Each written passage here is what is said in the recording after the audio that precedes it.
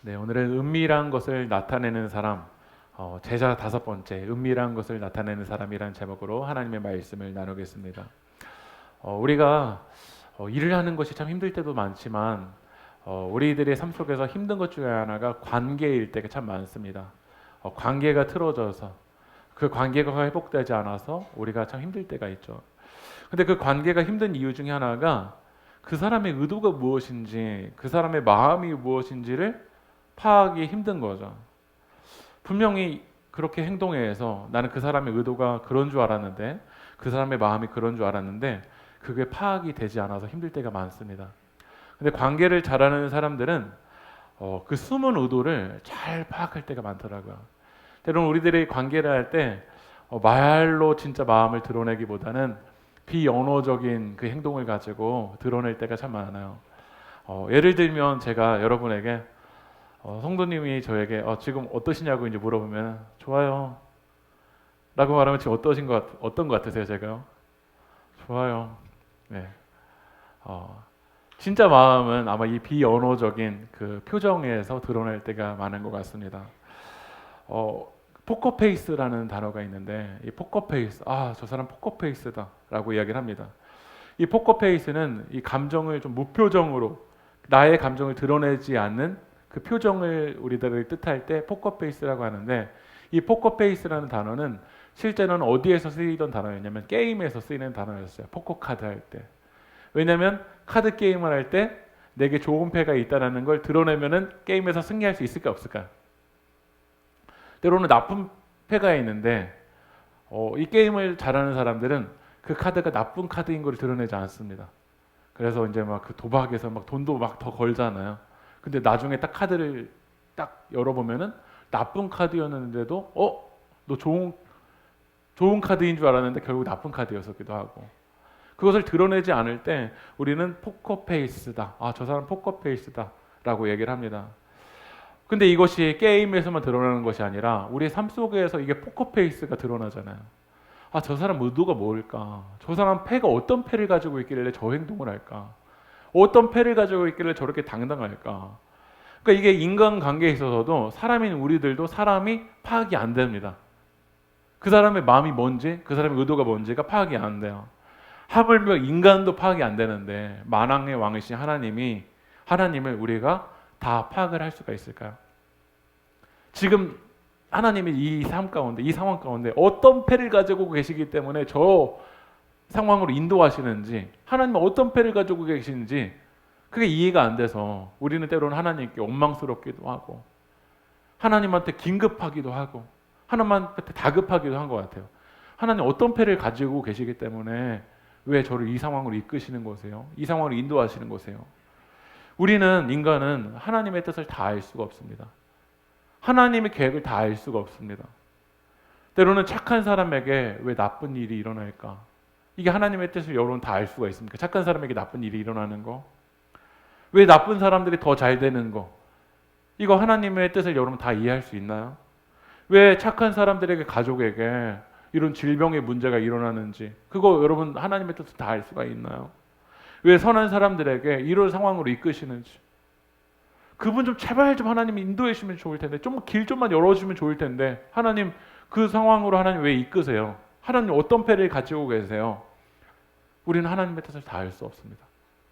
만왕의 왕이신 하나님의 뜻을 다 안다라고 하는 것 자체가 교만이고, 그분의 계획을 우리가 다 알 수 있다라고 말하는 것 자체가 어불성설이죠. 누구는 이렇게 말해요. 하나님 다 보여주면요 갈게요. 어떻게 다 보여주면 알고 가요? 믿고 가는 거지. 하나님 신뢰하고 가는 겁니다. 우리는 다 하나님의 뜻을 알지 못하지만 하나님 신뢰하고 이 길을 걸어가야 될 줄 믿습니다. 근데 우리가 이 포커 카드 게임의 관계에서는 내 패를 잘 안 드러냅니다. 그렇죠? 아마 사업을 하시는 분들도 그 경쟁 관계에 있어서는 우리 패가 어떤 건지를 드러낼까 안 드러낼까요? 안 드러낼 거예요. 그런데 사랑의 관계에 있어서는 드러내지 말라고 하라고 하더라도요, 내 패가 뭔지를 어떻게 하죠? 계속 드러내더라고요. 사랑하는 연인과의 관계에 있어서는 막 카톡으로 계속 보내요. 사랑해, 하트 막 짝짝짝짝 보내고. 그리고 막 선물을 사주면서 나 너 사랑한다라는 걸 어떻게 하죠? 고백해요. 내 은밀한 마음을 다른 사람에게 드러내지 않지만요, 사랑이라는 관계에 있어서는 어떻게 하면 내가 얼마나 사랑하는지 그걸 드러내요. 이게 막 내리사랑이라고 하잖아요. 저도 이게 아이들을 키우다 보니까 아이랑 도준이에게 어떻게 하면 아빠가 너를 사랑하는지를 드러내고 싶어요. 더 드러내고 싶어요. 얼마나 사랑하는지를. 하나님도 우리를 사랑하십니다. 여러분 믿으십니까? 하나님이 우리를 너무나도 사랑하셔서 우리는 그분의 뜻을 다 알 수 없지만 우리를 사랑하시기 때문에 그분의 마음이 무엇인지, 그분의 뜻이 무엇인지를 하나님 어떻게 하시냐면 드러내신다라는 거야. 지금 제 주머니에 뭐가 있어요. 이 주머니에 뭐가 있는데, 이 주머니에 뭐가 있는지를 아시는 분? 네. 이 주머니에 뭐가 있다니까요. 주머니에 뭐가 있는지 맞히시는 분에게 예배 끝나고 제가 선물 드릴게요. 주머니 뭐가 있다니까요. 네? 이거 소나트요. 그거는 김윤아 지사님이 많이 있는 것 같고, 제 주머니에 뭐가 있는데, 지폐 아닙니다. 지폐 없습니다. 제 주머니에 뭔가 있어요. 뭔가 숨겨져 있거든요.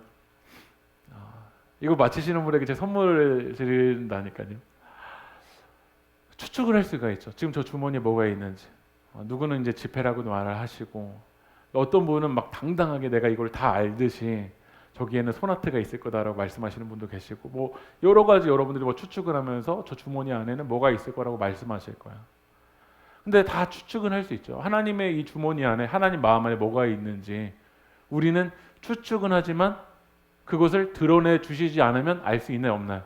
없어요. 그런데 제가 제 주머니에 뭐가 있는지를 드러내면 알 수가 있어요. 비닐 장갑이 여기 안에 있잖아요. 네. 이따 이거 필요하신 분 선물로 제가 드릴게요. 드러내 주면 어떻게 할 수 있냐면 알 수가 있어요. 우리는 하나님의 뜻을 알 수가 없어요. 추측은 할 수 있을 뿐이지 언제 알 수 있냐면 하나님이 우리를 사랑해서 하나님의 마음을 드러내 주시면 알 수 있다라는 거야. 근데 성경을 보면 하나님이 언제 자기의 마음과 자기의 뜻과 이 은밀한 일을 잘 드러내 주시냐면 에베소서 3장 3절 한번 읽어볼게요. 시작. 내가 내게 응답하겠고 내가 알지 못하는 크고 은밀한 일을 내게 보이리라. 알지 못하는 크고 은밀한 일을 언제 성경을 보면 하나님이 드러내실 때가 많냐면 기도할 때, 부르짖을 때 하나님 응답하셨어요. 당시 이 예레미야 선지자가 활동할 때는 거짓 선지자들이 뭐라고 했냐면 예루살렘 성은 안 무너진다라는 거야. 예루살렘은 평안하다라고 얘기를 해요. 썩어 있고 하나님을 등져에 있고 우상 숭배로 있는데 그 종교 지도자들은 그 종교 장사를 해야 되기 때문에 예루살렘에게를 향해서 뭐라고 하냐면 평안하다. 여기 안 무너질 거라고 얘기를 해요. 그런데 예레미야는 기도할 때 하나님이 은밀한 일을 나타내시니까요. 예레미야는 울면서 하나님의 은밀한 일을 나타내. 바벨론에 의해서 예루살렘 무너질 것이다. 그리고 70년의 시간을 통해서 하나님의 이 징계와 이 회복의 시간을 통해서 하나님이 다시 이스라엘 백성들을 회복시키실 것이고 다시 돌이키실 것이고 일으키실 것이라는 그 하나님의 뜻을 언제 이 예레미야는 말하냐면 기도할 때야. 우리는 하나님의 뜻을 다 알 수 없지만 기도할 때 하나님 말씀하시죠. 기도할 때, 부르짖을 때 그 은밀한 일을 내게 말씀하시겠다, 보이겠다라고 말씀하신다라는 거예요. 다니엘은요, 하나님의 뜻이 뭔지 몰랐어요. 바벨론 포로로 잡혀오는 거 이게 무슨 계획이 있는지 어떻게 알고 계겠어요. 우리가 다니엘서 1장 2장까지 우리가 봤지만 바벨론의 포로로 잡혀있지만 하나님의 뜻대로 살겠다라고 몸부림쳤어요. 음식 문제 거부했어요. 이 음식 문제 거부하는 거 죽음을 각오하고 하는 일이에요. 그럼 하나님이 길을 잘 열어주셔야 되는데 바벨론의 그 왕 느부갓네살 왕이 마음이 번민해서 꿈 때문에 마음이 번민하니까 지혜자들을 다 어떻게 하라고 하죠? 죽이라는 명령이에요. 하나님의 패가 뭐기 때문에 여기까지 인도하세요. 아마 저는 다니엘과 같으면 너무 하나님께 불평이 나오고 원망이 나오고 그랬을 거예요. 하나님 어떤 계획이 있길래 여기를 인도하세요? 왜 죽음으로 저를 몰아가세요? 라고 말을 할지 모르겠어요. 근데 하나님의 뜻과 계획이 모를 때 이 위기의 순간에 다니엘은 뭘 했냐면 말씀 읽어볼까요? 다니엘서 2장 18절 19절 읽어보겠습니다. 시작. 바벨론의 다른 지혜자들과 함께 죽임을 당하지 않게 하시기를 그들로 하여금 구하게 아니라 이에 은밀한 것이 밤의 환상으로 다니엘에게 나타나 보여. 구하게 아니라, 다시 말하면 기도하는 거야. 무릎 꿇은 거야. 무릎 꿇을 때 하나님의 은밀한 것이 환상으로 다니엘에게 어떻게 됐죠? 나타나 보였다라는 거야. 우리 지난주에 누가 제자냐면 기도하는 사람이 제자야. 무릎 꿇는 사람이 제자야. 말만 하는 사람이 아니라 그 위기의 순간에, 고난의 순간에 하나님의 뜻을 구하는 사람, 그 사람이 바로 제자인 줄 믿습니다. 그 기도할 때 하나님이 은밀한 일을 나타내셨다는 거야. 근데 착각하면 안 되는 게 있어요. 뭐냐면 다니엘이 기도했다고 해서 하나님의 은밀한 일을 본 게 아니에요. 기도할 때 누가 드러내 주셨기 때문에 다니엘이 하나님의 뜻을 안 거죠. 하나님이 드러내 주셨기 때문에 그래요. 기도하다가도 어디로 빠질 수 있냐면 교만에 빠질 수 있어요. 내가 기도했더니 나는 이런 걸 안다. 내가 기도했더니 나는 이 길을 안다. 근데 다니엘은요, 철저하게 알았어요. 무릎 꿇고 기도했거든요. 근데 내가 무릎 꿇은 행위를 했기 때문에 이 은밀한 일을 안 게 아니라 기도할 때 누가 드러내 주신 거죠? 말씀 읽어볼게요. 다니엘서 2장 28절 읽어보겠습니다. 시작. 다니엘은 이거 정확하게 알았어요. 내가 이랬더니, 내가 교회 갔더니, 내가 기도했더니가 아니라 철저하게 드러내 주신 분은 하나님이시라는 거야. 근데 우리가 신앙생활 하다 보면은 교회에서도 이 신앙으로 교만에 빠질 때가 있어요. 내가 기도해서, 내가 해서. 근데 다니엘은 느부갓네살 왕에게 그 하나님이 그 은밀한 꿈을 나타내 주시고 은밀한 걸 알았지만 뭐라고 고백하냐면 30절 읽어볼까요? 시작. 은밀한 것을 나타내심은 내 지혜가 모든 사람보다 낫기 때문이, 내가 모든 사람보다 낫기 때문인가요? 낫기 때문이 아닌가요? 아니라라는 거야. 진짜 영적으로 하나님의 뜻을 민감하게 받아들이는 사람은요, 나를 안 드러내요. 그 영광을 누구를 향하냐면 하나님을 향해요. 근데 어떤 일이 일어나고 어떤 좀 은사가 있으면 내가 기도했더니 너에 대해서 나 너무 잘 알아 하면서 나를 드러내고 내 욕심을 드러낼 때가 많아요. 그래서 사이비나 이단이나 잘못된 종교 지도자들은 그 신의 계시가 나에게만 온다라고 해서 사람들을 어떻게 하냐면 현혹시켜요. 나 그 꿈에 대해서 나 다 알아 라고 이야기하면서 사람들을 막 유혹하고 현혹시키고, 그래서 거기에 막 화려함에 막 사람들이 막 몰려가고 있다는 거예요.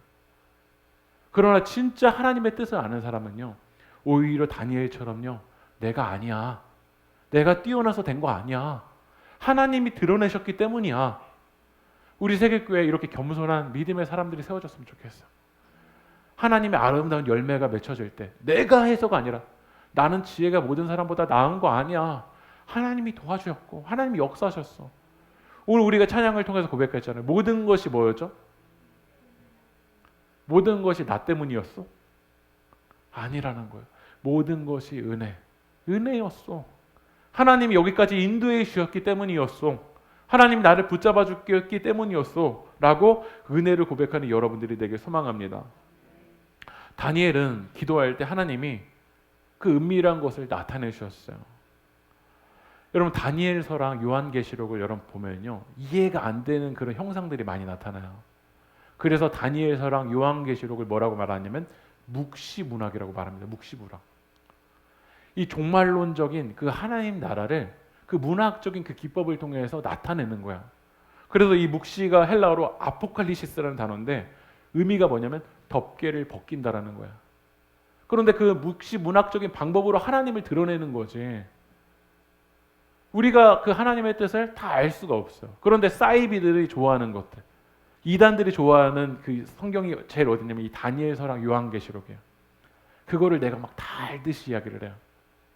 근데 우리는 하나님이 드러내 주시는 부분만 알면 돼요. 제가 아까 전에 비닐장갑 있었지만 여기 하나 또 뭐 있거든요. 비닐장갑 봤다고 해서 여기에는 다 비닐장갑이 있다라고 말하는 거는 교만이에요. 비닐장갑도 있지만 여기에 뭐가 있냐면 마스크도 있어요. 근데 비닐장갑 봤다고 해서 여기에 다 비닐장갑 있다라고 라고 말하는 거. 이게 교만이라는 거야.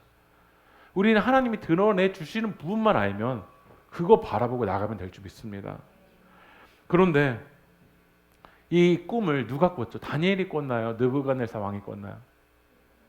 느부갓네살 왕이 꿨어요. 그런데 느부갓네살 왕이 하나님과 연결되지 않으니까 자기가 꿔놓고도 번민함에 빠져 있다라는 거야.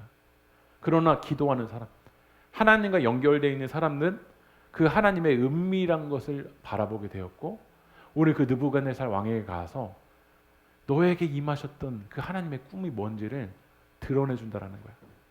이게 바로 우리들의 사명이에요. 하나님의 뜻을 우리는 다 몰라요. 그러나 하나님이 드러내주신 그 하나님의 뜻이 성경이잖아요. 하나님의 뜻이 바로 예수 그리스도이잖아요.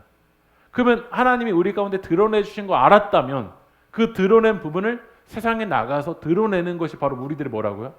사명이라는 거예요. 그럼 오늘 이제 그 다니엘이 그 느부갓네살 왕에게 드러내어 주었던 그 은밀한 그 꿈이 뭐였는지를 한번 볼게요. 다니엘서 2장 31절 33절 이 꿈을 한번 읽어볼게요. 읽어볼까요? 시작. 크고 광채가 매우 찬란하며 그 모양이 심히 두려우니 그 우상의 머리는 순금이요 가슴과 두 팔은 은이요 배와 넓적다리는 노시요 그 종아리는 새요 그 발은 얼마는 새요 얼마는 진흙이었나이다. 지금 느부갓네살 왕이 이 꿈을 꾼 거예요. 신상이 있는데 모양이 막 심히 크고 두려운 거야. 근데 머리는 뭐죠? 순금. 가슴과 두 팔, 아직 잠깐요. 가슴과 두 팔은 뭐죠? 은. 배와 넓적다리는 놋. 그 종아리는 그 발은 새고 얼마는 뭐죠? 진흙이었다라는 거야. 그래서 상상해서 사람들이 이렇게 이제 구글 같은 데 보면 이렇게 그림을 그려놓으신 분들이 있어요. 한번 넘겨줄게요. 이 말씀이 이제 위에는 금, 은, 동, 철과 진흙. 근데 이거를 어떤 문자주의적인 사람은 구글에 여러분 검색해 보시면 막 금은 뭐 바벨론이다, 뭐 은은 어딜 거다, 뭐 철과 진흙은 뭐 로마일 거다, 뭐 그리스일 거다. 이거를 하나님이 말씀해주지 않았는데도 막 자기 멋대로 여기는 제가 예를 들면 이렇게 금이다. 이거를 금은 뭐 한국이다, 은은 일본이다, 뭐 동은 뭐 아프리카다. 이렇게 말하면 이때부터 우리가 사이비가 돼버리는 거야. 하나님이 드러내 주신 부분만 우리가 보면 돼요. 근데 이 나라가 구체적으로 어딘지는 모르지만 뭐는 알 수가 있냐면 위에는 화려하고 위에는 번쩍하지만 아래로 내려갈수록 어떻게 하죠? 맨 아래로 내려갈수록 진흙이에요. 위에는 화려하고 위에는 번쩍한 것 같고 위에는 대단한 것 같지만 이 밑으로 갈수록 뿌리로 갈수록 어떻죠?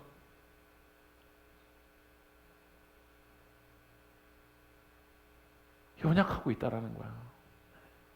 오늘 이 느부갓네살 왕에게 하나님이 어떤 꿈을 드러내시면서 뭐라고 말씀하시냐면 우리는 겉은 화려해. 금으로 막 감싸요.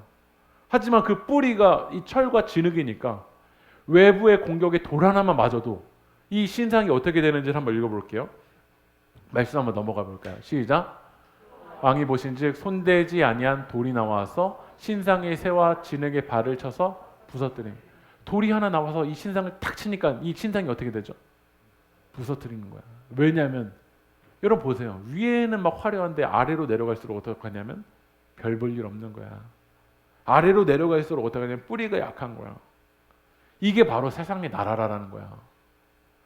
겉은 화려한 것 같지만 겉은 대단한 것 같지만 결정적으로 하나님께 뿌리를 내리지 않은 인생은 이 돌 하나와 이 작은 공격 하나에도 무너지는 게 바로 우리들의 인생이고 이 세상의 나라라는 거야. 이걸 우리들에게 적용해 보세요. 겉으로는 금인 것 같아요. 겉으로는 말빨이 좋아요. 겉으로는 어떤 스펙을 가지고 있대요. 그러나 하나님께 뿌리를 내리지 않을 때 여러분의 삶을 보세요. 그 말 한마디 돌 하나에 여러분이 어떻게 무너지고 있는지, 다른 사람과 비교하면서 어떻게 무너지고 있는지, 이게 바로 세상의 나라라는 거야.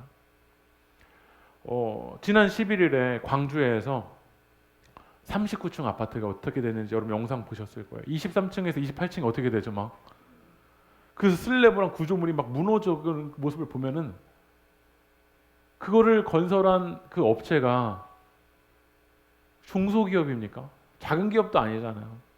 우리나라의 그 대기업이 화려한 기업이 막 광주에서 제일 그 높은 그 아파트처럼 이렇게 올라가는데 중심과 뿌리가 그 설계가 제대로 내려 있지 않을 때는 결국 어떻게 되냐면 순식간에 무너져 내린다라는 거야. 우리나라의 오점 중에 하나가 그 성수대교나 상품백화점이나 보시면 아시잖아요. 성수대교를 어떻게 당시 자랑했다고 이렇게 제가 기사를 찾아보니까 되냐면요. 2년 반 만에 만들었대요. 성수대교를요. 이 성수대교를 2년 반 만에 만들었다라는 거야. 그런데 그 성수대교의 그 중간에 어떻게 되면 부실돼서 무너져 버렸어요. 나중에 보니까요. 볼트 구멍이 맞지 않는데 더 넓게 막 열어가지고 더 넓게 뚫어서 막 억지로 쥐었는 게 다 나타났잖아요. 그 성수대교에서 수많은 사람들이 이렇게 죽게 되는 일들이 벌어졌잖아요. 왜냐하면 뿌리가, 설계가, 이 밑이 하나님께 뿌리를 내리지 않고 나가면요, 결국 이렇게 된다라는 거야. 여러분 어디에 뿌리를 내리고 있습니까? 어디에 중심축을 두고 있습니까? 나는 다른 사람들에게 보여주는 금신상의 금, 머리에 뿌리를 내리고 있는지, 아니면 여기 은 정도에. 그러나 하나님께 뿌리를 내리고 있지 않으면 아무리 얼굴이 금이어도 결국 무너질 수밖에 없다라는 거야. 성경이 그래서 우리 가운데 뭐라고 말하냐면 마태복음 7장 26절 27절 읽어볼까요? 시작. 해가지 아니하는 자는 그 집을 모래 위에 지은 어리석은 사람 같으니 비가 내리고 창수가 나고 바람이 불어 그 집에 부딪힘에 무너져 그 무너짐이 심하냐. 얼마나 사람들이 집을 열심히 져나요. 그러나 모래 위에 지지 않으면 바람 불고 창수 나고 이렇게 부딪혀 버리면 순식간에 무너지고 있다라는 거예요. 그러니까 우리가 빨리빨리 가는 게 중요한 게 아니라 우리의 뿌리를 하나님께 내리는 것이 중요한 줄 믿습니다. 다니엘은 그 느부갓네살 왕에게 이걸 드러내는 거야. 느부갓네살 왕, 당신이 지금 만든 그 건설한 나라는 이 고대 근동을 세계를 제패하는 나라지만 중심을 하나님께 뿌리를 내리지 않으면 느부갓네살 왕, 사람들이 당신을 향해서는 이 얼굴이 막 금이라고 막 인정할지 모르겠지만 돌 하나에 무너지는 게 바로 우리들의 인생이라는 거야. 우리는 세상에 나가서 이걸 이야기해야 돼요. 하나님께 뿌리를 내리지 않으면 당장은 빨리 가는 것 같지만 돌 하나에 바람 불면 창수 나면 부딪히면 다 무너져 버리는 것이 바로 우리들의 모습이다라고 얘기해야 될 줄 믿습니다. 다니엘서 2장 44절 한번 읽어볼까요? 시작. 네. 근데 다니엘은 느부갓네살 왕에게 지금 우리들의 나라만 이야기하지 않았어요. 대책을 이야기했어요. 대책은 뭐냐면 하늘에 하나님이 한 나라를 세워야 된다는 거예요. 여러분 믿으십니까? 여러분의 인생에 내가 중심이 되어서 내가 뿌리를 내려서 돈의 중심이 되어 돈의 뿌리를 내려서 권력의 중심이 되어서 권력의 뿌리를 내려서 사람들의 시선에 그곳에 이끌려서 시선의 뿌리를 내리면 결국 무너져요. 하지만 하나님께 뿌리를 내리는 그 나라가 하나님이 세워주시면 그 나라는 영원히 뭐라고 되어 있죠? 망하지 아니할 것이요. 그 국권이 다른 백성에게로도 돌아가지 아니할 것이요. 도리어 이 모든 나라를 쳐서 멸망시키고 영원히 설 것이라. 그러니까 우리가 세상에 나가서 나타내야 될 나라는 뭐냐면 바로 하나님이 세우시는 하나님 나라일 줄 믿습니다. 우리나라도 얼마나 많은 정권들이 계속 바뀌고 있어요. 보수가 영원할 것 같은데 또 진보가 잡고, 또 진보가 영원할 것 같은데 또 보수가 잡고, 이게 엎치락 뒤치락해요. 만약에 그 특정한 정권이 영원한 나라였다면 영원하는 게 맞을 거 아니에요. 우리나라 토속신앙이, 토테미즘이, 애니미즘이 우리를 영원히 지켜줄 것 같은데 나무에다 절하고 막 물 떠놓고 절하고, 그게 우리를 지켜줍니까? 그 다음에 이 불교가 천년이라는, 이게 천년 왕국이 가는 게 쉽지가 않아요. 그런데 이 불교가 영원할 것 같지만 영원하지 않거든요. 유교가 500년이가 500년 가는 게 쉬운 일이 아니에요. 여러분 세계사적으로 보면은요. 그런데 유교가 영원할 것 같지만 그 유교의 정신이 우리나라를 살려줍니까? 이것을 통해서 우리는 드러내야 돼요. 하나님이 세우신 나라만이, 하나님이 주인 되시는 나라만이 영원한 나라이다. 우리 마태복음 7장 25절 읽어볼까요? 시작. 창수가 나고 바람이 불어 그 집에 부딪히되 무너지지 아니하나니 이는 주추를 반석 위에 놓은 까닭. 분명히 비가 내리고 창수가 나고 바람이 불면 그 집 무너져야 되는데 무너지지 않아요. 우리는 그때 고백해야 돼. 주추를 반석 위에 놓았기 때문에. 우리 세계교회가 고난과 위기와 역경이 오는데 무너지지 않아요. 그때 우리는 고백해야 돼. 주주를 반석 위에, 반석이 누구죠? 예수 그리스도입니다. 예수님 위에 놓은 교회는 무너지지 않아요. 여러분 중국의 지하교를 한번 보세요. 그런 핍박과 고난과 역경에서도 하나님께 뿌리를 내리고 예수 그리스도께 뿌리를 내는 교회는 무너지지 않아요. 그러나 사람이 주인되고 인기가 주인되고 이 명성과 이 욕심에 뿌리를 내리는 교회는 결국 무너져 버리잖아요. 우리는 이 나라를 고백해야 돼. 그래서 예수님도 이 땅 가운데 오셔서 어떤 나라를 드러내시고 어떤 나라를 선포하셨냐면 마태복음 4장 17절 읽어보겠습니다. 시작. 회개하라 천국이 가까웠느니라 하시니라. 우리는 천국, 그 하나님 나라를 선포해야 돼요. 천국은 단순히 우리가 죽은 뒤에만 가는 나라가 천국이 아니에요. 예수님을 믿고 예수님이 왕 되시는 나라가 바로 하나님 나라예요. 그 나라는 이미 시작됐어요. 여러분 믿으십니까? 예수님을 영접하고 예수님이 왕 되실 때 이미 시작된 거예요. 그리고 그 주님이 다시 오실 때 그 나라는 완성될 거예요. 우리는 그 나라를 선포해야 돼요. 회개하라는 건 뭐냐면 이제 내가 주인 되어서 내게 뿌리를 내렸던 그 느부갓네살이 봤었던 그 신상의 나라에서 다시 이제는 우리의 중심을 반석 대신 그 예수님께 뿌리를 내리는 거. 그게 바로 회개하는 거야. 우리는 그 회개하라 천국에 가까웠느니라 하나님 나라를 선포해야 될 줄 믿습니다. 사람들은 분주해서 이 화려함에 취해서 이 하나님 나라, 이 은밀한 하나님 나라를 바라보지 못하고 나아갈 때가 많아요. 근데 우리는 그 하나님 나라를 꿈꾸고 하나님 나라를 바라봐야 돼요. 그러면 우리는 이렇게 고백할 수 있잖아요. 하나님, 제가 다니엘처럼 어떻게 하나님 나라를 바라볼 수 있습니까? 어떻게 은밀한 그 하나님의 뜻을 알 수 있습니까?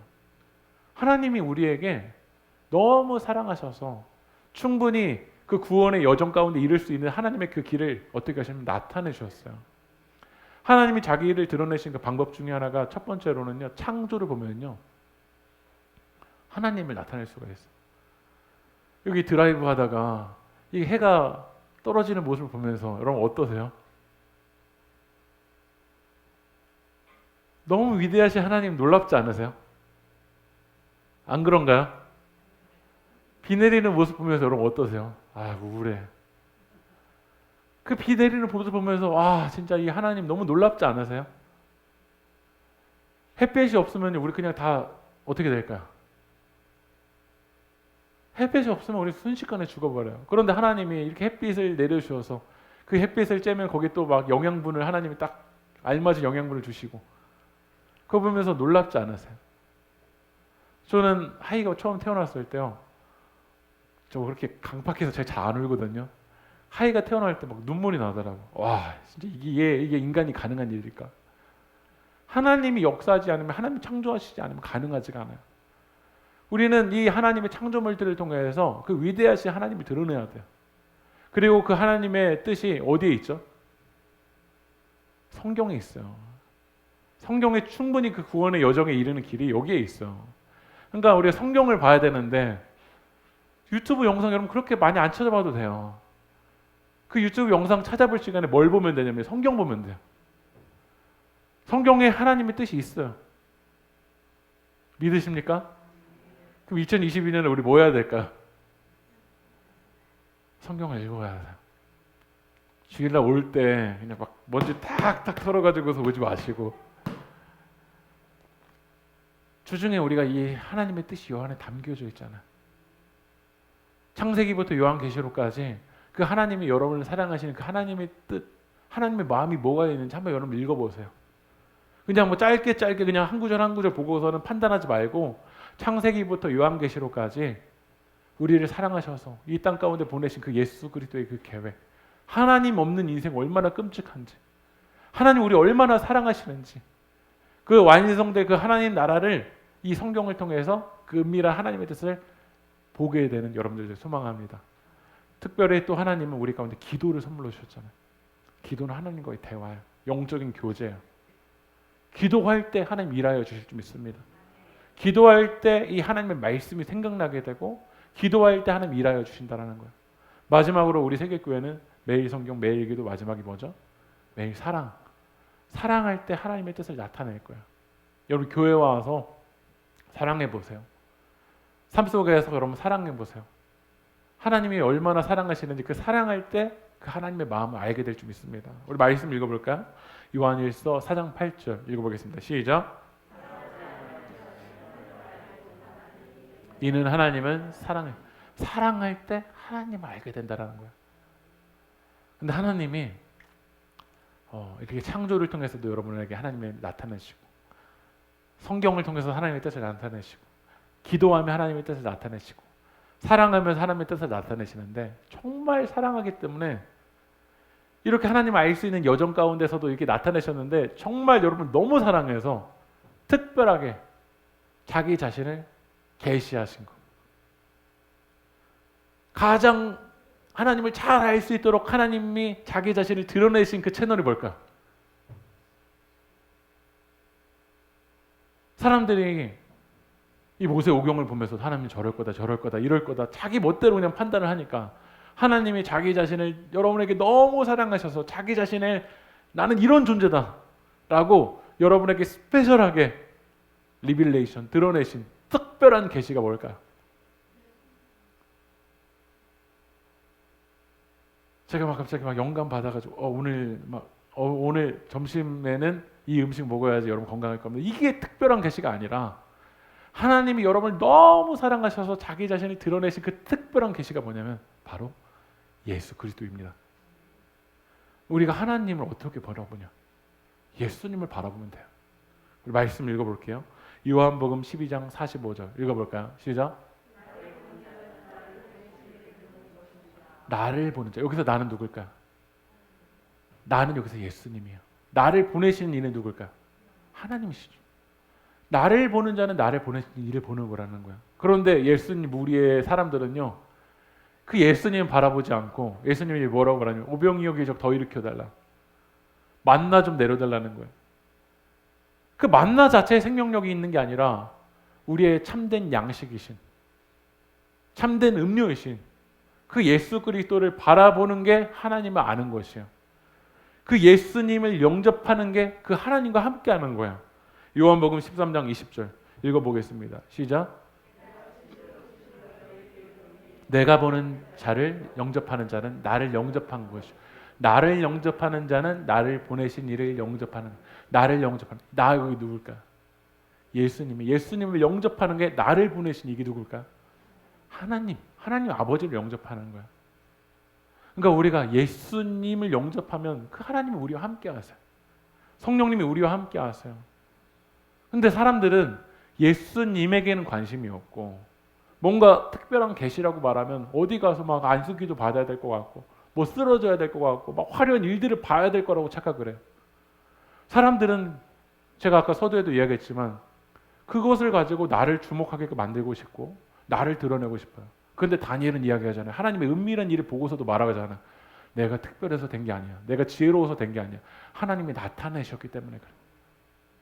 다니엘이 느부갓네살 왕에게 가서 하나님 나라를 나타냈어요. 우리는 세상에 나가서 이게 우리의 사명이에요. 예수님을 영접하는 자는 그분을 영접하는 거다.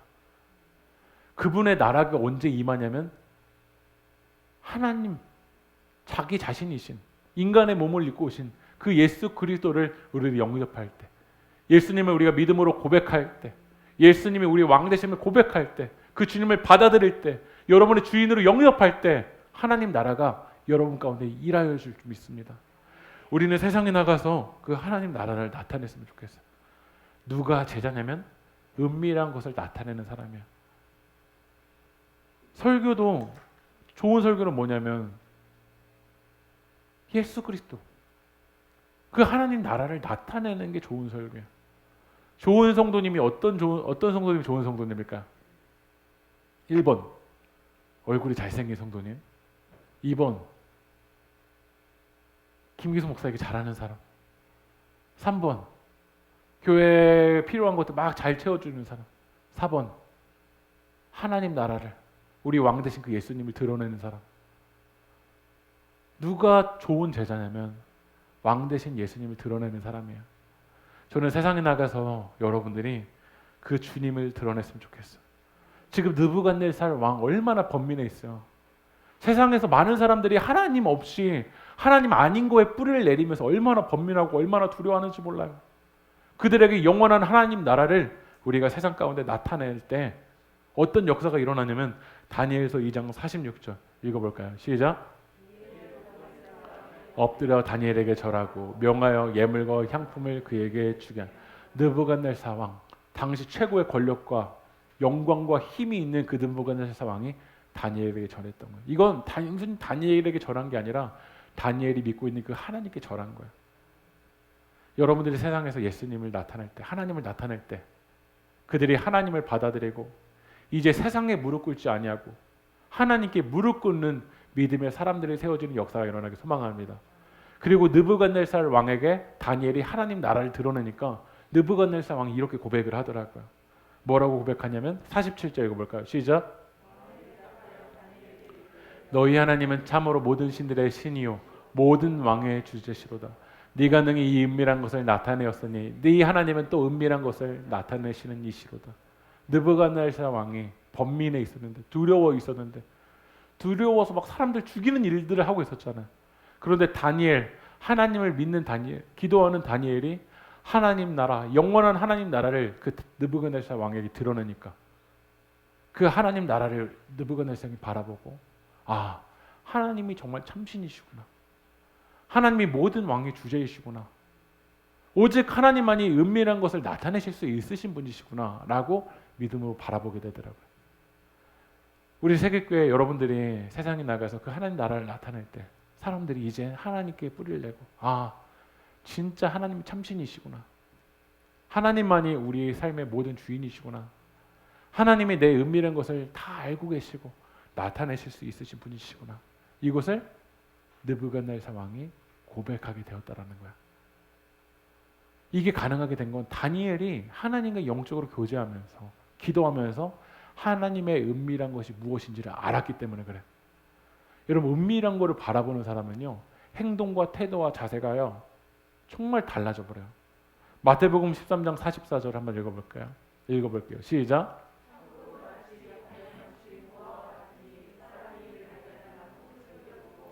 기뻐하며 돌아가서 자기의 소유를 다 팔아 그 밭을 사느니라. 지금 여러분이 여기 있는 위치가 고복로 20-5거든요. 고복로 20-5에 백조가 보화가 여기에 숨겨져 있다. 백조가 여기 숨겨져 있으면 그럼 어떻게 하실래요? 이 보화가 진짜 숨겨져 있어요. 여기에 백조가요. 그러면 저는 어떤 일을 해서라도 이 백조가 숨겨져 있다면 사람들마다 찾아다니면서 여기 사기 위해서 제 소유도 다 팔 거고요. 이 백조가 이 고복로 20-5에 숨겨져 있다면 저는 어떤 돈을 다 끌어와서도 이걸 살 거예요. 왜냐하면 여기에 백조가 숨겨져 있으니까요. 진짜 백조가 숨겨져 있다면 지금 하던 일도 멈추고 이 백조를 제가 찾기 위해서 다 팔아서 그 밭을 살 거예요. 왜냐하면 백조가 숨겨져 있으니까요. 사람들은 저에게 미쳤다고 할지 모르겠지만 백조가 숨겨져 있다면 나중에 누가 승자죠? 이 백조를 사기 위해서 내 소유와 모든 것을 다 팔아서 이 밭을 산 사람이 승자일 거예요. 백조만 숨겨져 있어도 사람들은요 모든 것을 다 파서 그걸 사기 위해서요 기회의 비용을 지불해요. 근데 여러분 하나님 나라가 무슨 백조입니까? 하나님 나라가 여러분 돈으로 여러분 살 수 있는 나라입니까? 하나님 나라가 우리가 세상에서 아무리 맛있는 걸 먹고 아무리 좋은 호텔에 가고 아무리 좋은 음식을 먹어도 취할 수 있고 맛볼 수 있는 게 하나님 나라입니까? 그 하나님 나라는 영원한 나라잖아요. 그 영원한 나라가 우리와 함께 하시는 그 예수님을 바라본 사람은 오늘 이 마태복음 13장 44절에 천국은 마치 밭에 감추인 사람 보화 같으니 사람이 이를 발견한 후 숨겨두고 기뻐하며 돌아가서 자기의 소유를 다 팔아 그 밭을 사느니라. 저는 이 말씀이 그냥 땅에 떨어지는 말씀이 아니라 정말 그 하나님 나라를 소망하고 나만 그 하나님 나라 발견하는 게 아니라 하나님을 떠나 있는 그 느부갓네살 왕들에게 그 은밀한 하나님을 나타내는 여러분들이 되게 소망합니다. 오늘 성령님이 우리와 함께 하셔서 그 은밀한 일을 보게 하시고 닫힌 마음을 열어주시고 이젠 주님보다 앞서는 것이 아니라 주님이 우리와 앞서가시고 그 길을 걸어가는 여러분들을 소망합니다.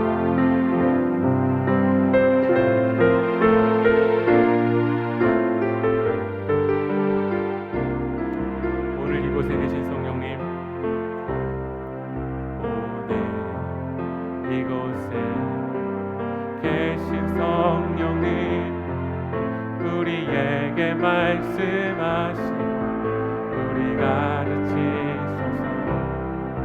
닫힌 우리 마음 열어주시고 주의 빛으로 밝혀 우리를 인도하소서. 오늘 이곳에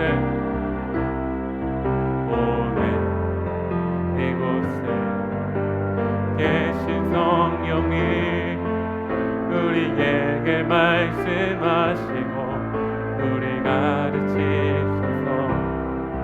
닫힌 우리 마음 열어주 주의 빛으로 밝혀 주의 빛으로 밝혀 우리를 인도하소서.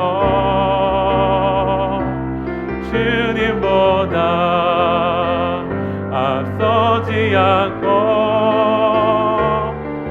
겸손하게 주님의 말씀 기다리니 주님 손에 우릴 드립니다. 사랑으로 인도하소.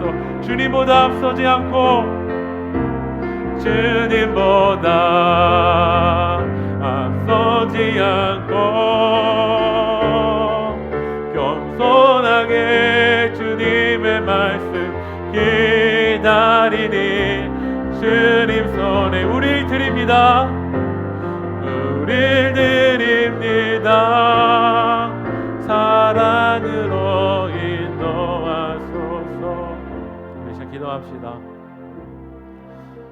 우리도 느부갓네살 왕처럼 화려함과 권력과 이 세상의 분주함에 취해서 그 은밀한 일을 나타내시는 그 하나님을 바라보기보다는 두려워서 벌벌 떨고 있지 않습니까?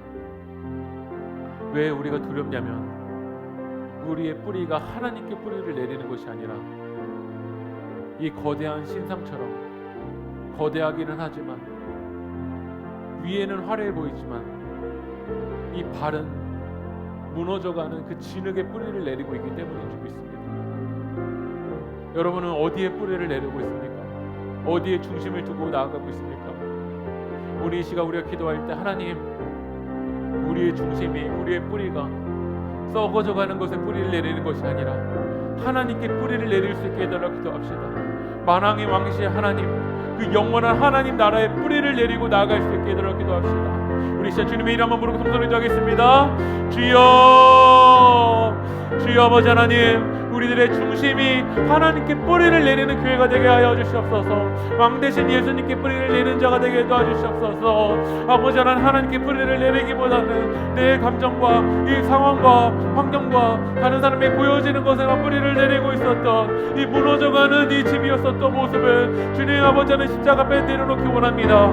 아버지 하나님, 우리의 중심을, 아버지 하나님, 우리의 뿌리를 하나님께 두기 원합니다. 만왕의 왕이신 그 예수님을 영접하고 이 예수님을 받아들이고 예수님 따라가는 인생 되기 원합니다. 아버지 하나님, 그 주님보다 앞서가고 있었던 아버지 하나님 무너져가는 모습들을 주님 내려놓게 하여 주시옵시고 주님보다 앞서지 않게 하여 주시옵소서. 성령님보다 앞서지 않게 하여 주시옵소서. 우리 세계교회와 우리 세계교회 성도님들의 가정과 이 나라와 열방이 하나님께 뿌리를 내리는 그 영원한 하나님 나라의 백성으로 살아가게 하여 주시옵소서. 하나님께 통치를 받고 하나님께 인도하심을 받는 그 하나님 나라의 백성으로 살아가게 하여 주시옵소서. 아버지는 이 세상에서 아버지 하나님 그 영원한 하나님 나라를 나타내기도 해주시옵시고 아버지 하나님, 우리 삶 가운데 그 하나님 나라를 나타내는 그 믿음의 백성 될 수 있도록 하나님 인도하여 주시옵소서. 그 영원한 하나님의 나라, 그 하나님 나라를 나타내는 자 될 수 있도록 주님 인도하여 주시옵소서. 주여 아버지 도와주시옵소서. 우리 시간 마지막을 한 번 더 기도했으면 좋겠습니다. 오늘 이 시간 여러분의 마음에 떠오르는 그 느부갓네살을 위해서 이 시간 기도했으면 좋겠습니다. 하나님께 뿌리를 내리지 아니하고 세상에 뿌리를 내려서 그 두려워하고 있는 영혼들을 위해서 여러분 마음에 떠오르는 그 한 지체를 위해서 이 시간 기도할 때 하나님 그들에게 하나님 나라를 나타내게 하여 주시옵소서. 여러분의 삶 가운데 순종하여서 영원한 그 하나님 나라, 이제 하나님께 뿌리를 내려야 그 영혼 살 수 있다라고 복음을 전할 수 있게 하여 달라고, 또한 그 영혼, 번민함에 빠져있는 그 영혼, 그 예수님을 받아들여서 이제 하나님 나라의 백성으로 중심을 하나님께 두고 그 하나님 나라의 백성으로 살아갈 수 있게 하여 달라고, 그 영혼 구원하여 달라고, 함께 하나님 예배할 수 있게 하여 달라고, 여러분의 마음에 떠오르는 그 지체를 위해서 이 시간 함께 주님의 이름만 부르고 통성을 기도하겠습니다. 주여, 아버지 하나님, 우리가 만나고 있는 아버지 하나님 그 느부갓네살을 위해서 기도합니다. 아버지 하나님, 우리 시간 그 지체, 그 영혼 주님 구원하고 여주시옵소서. 세상에서 두려워하고 있고 번민함에 빠져있는 영혼 주님 불쌍히 여겨주시옵시고, 그 영혼에게 정말 하나님 나라를 아버지 하나님 선포할 수 있는 그 다니엘과 같은 믿음을 우리 가운데 허락하여 주시옵시고, 기도하고 아버지 하나님 2022년에는 아버지 하나님 나라를 선포하는, 복음을 전하는 아버지 하나님 제자가 되게 하여 주시옵시고, 그가 하나님만이 정말 유일하신 분이시다. 하나님만이 은밀한 일을 나타내실 수 있는 분이시다. 하나님께 무릎을 꿇을 수 있는, 하나님께 무릎을 꿇을 수 있는 그 아버지의 영혼 구원의 역사가 2022년에 일어날 수 있도록 하나님 인도하여 주시옵소서. 이 모든 말씀 살아계신 예수 그리스도의 이름으로 기도합니다.